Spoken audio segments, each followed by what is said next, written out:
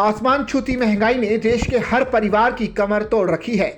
ऐसे में सरकार से महंगाई पर नकेल कसने की उम्मीद की जाती है, लेकिन केंद्रीय वित्त मंत्री निर्मला सीतारमण ने एक चौंकाने वाला बयान दिया है। वित्त मंत्री ने कहा कि महंगाई का दबाव सबसे बड़ी चुनौती नहीं है, बल्कि ज्यादा से ज्यादा नौकरियों का सृजन और आर्थिक समानता के लक्ष्य को हासिल करना सरकार की सबसे बड़ी प्राथमिकता है। While of course some are red-lettered and some others may not be, and the red-lettered ones would be definitely jobs, equitable wealth distribution, and making sure that India is still moving on the path of growth. In that sense, inflation is not red-lettered. I hope it doesn't surprise many of you all. We have shown that in the last couple of months, we were able to bring it under some manageable levels.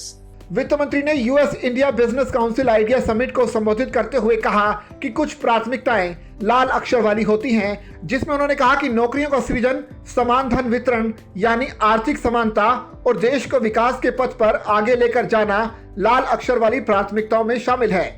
उन्होंने कहा कि उस लिहाज से देखा जाए तो महंगाई लाल अक्षर वाली प्राथमिकताओं में शामिल नहीं है। उन्होंने कहा कि हमने पिछले कुछ महीनों में महंगाई पर काबू पाने में सफलता हासिल की है।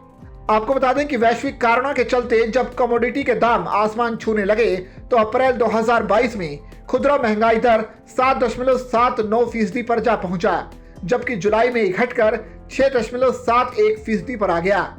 महंगाई दर में बढ़ोतरी के बाद इस पर काबू पाने के लिए आरबीआई को 1.40% रेपो रेट बढ़ाना पड़ा, तो सरकार को पेट्रोल और डीजल पर एक्साइज ड्यूटी को कम करना पड़ा। साथ में सरकार ने गेहूं, चीनी और आटे के एक्सपोर्ट पर रोक लगा दी।